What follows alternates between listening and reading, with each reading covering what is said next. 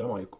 النهارده في اجتماع مهم جدا للنادي الاهلي ومن اهم اجتماعات النادي الاهلي على مر تاريخه. كابتن محمود الخطيب وادارته بيواجهوا ازمه صعبه جدا بعد ايقاف كهرباء، بعد القرارات اللي كلها ظلم وفساد لمحاوله عدم استقرار النادي الاهلي، القرارات الغير سليمه تماما اللي ما فيهاش اي عقوبه قانونيه ضد كهرباء، وقرارات كلها ظلم ومش معتمده بمستندات ولا فيها حيثيات ولا اي حاجه، هي مجرد قرارات بس بتطلع من بقهم بس عشان يشتتوا النادي الاهلي. المفروض بقى ان الاجتماع ده هيكون حاسم جدا لان قراراتهم كل شويه ضد النادي الاهلي، النادي الاهلي اللي هو رمز من رموز مصر، النادي الاهلي اللي بيشرف مصر جوه وبره، وبيحاولوا يزعزعوا استقراره وبرضه مش عارفين بجميع الطرق وجميع الحيل، مش عارفين. المفروض بقى في الاجتماع ده يكون في رد قاسي وعنيف وشديد قوي عليهم، تكون ضربه قاضيه لاتحاد الكره كله. لازم الكابتن بيبو يرد بكل قوه، وفي ظهرك 80 مليون اهلاوي بيدعمك وبيساندك وواقف في ظهرك حديد. اضرب بكل قوه وما تخافش. ولازم الاهلي ينسحب من كاس السوبر، وشكوى الاهلي للاتحاد الدولي فيفا وشكوى الاهلي للاتحاد الافريقي كاف في مركز التسويه والتحكيم. اظن انكم بتواجهوا اصعب واقوى الظروف، ولازم كله يعرف حجمه كويس ويعرف بالبلدي كده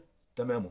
اظن كده كفايه بقى تهاون من جانب اداره النادي الاهلي وكفايه سكوت. لازم اتحاد الكره العارضه يعرف مقامه ويعرفوا ان هم شويه فسد افسدوا الكره المصريه عشان مصلحه نادي الزمالك، النادي اللي صعبان عليا اقسم بالله. كل المحاولات اللي بتعملوها دي وبرضه نادي وضيع وقليل. اداره الاهلي النهارده هتحط اسس جديده للكره المصريه كلها بانسحابه من كاس السوبر، وهيحط شكوى للفيفا، والفيفا هو اللي هيطلع الفساد اللي ماشي بقى والمستخبي من اتحاد العار اللي ما شفناش منه غير خراب ودمار الكره المصريه. وشكم شؤم والله العظيم. ليه عايزين تدمروا الكره المصريه؟ لصالح مين؟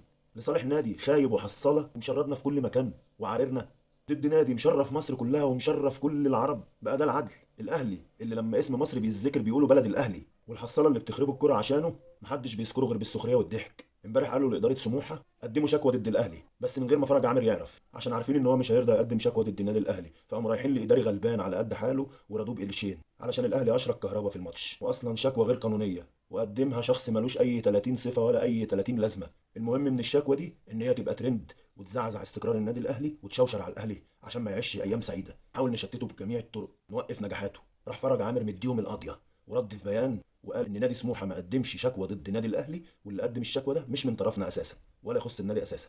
وقفوا كهربا 12 ماتش وغرامه مليون جنيه عشان شارك في هتافات مع الجمهور بعد ماتش الاهلي والزمالك الاخير. وحكم الماتش ما كتبش اي تقرير ضد كهربا، والمراقب ما كتبش اي تقرير ضد كهربا، وشريط الفيديو ما فيهوش اي مخالفات ضد كهربا. فليه يتوقف؟ وليه يدفع غرامه مليون جنيه؟ عايزين تضغطوا على الاهلي من ناحيه كهربا؟ مصممين.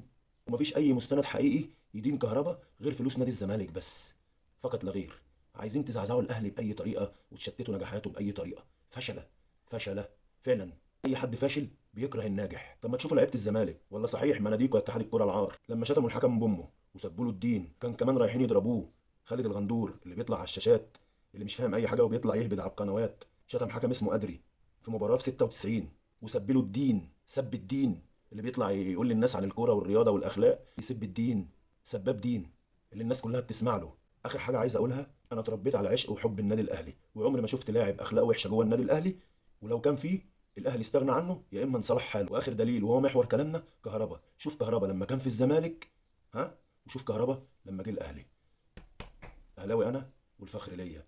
السلام عليكم يا حبه فشله. احلى صباح للاهلاويه.